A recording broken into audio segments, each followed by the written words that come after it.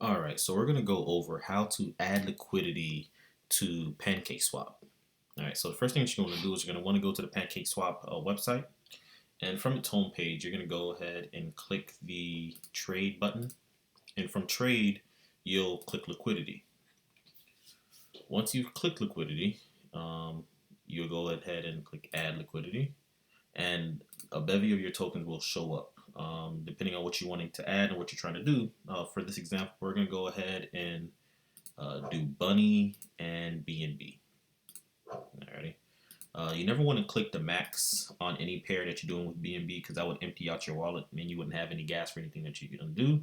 So it's best off to see what the max is on your opposite pair, which comes out to 7 on the BNB pair. And from there, you click supply. Once you click supply, you'll go ahead and confirm on MetaMask. And if you have your ledger collected, you want to confirm there as well.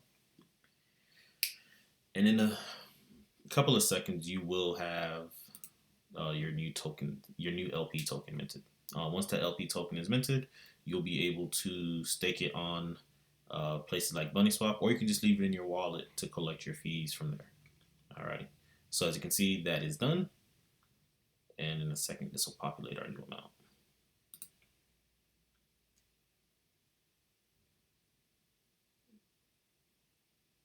Give it a second.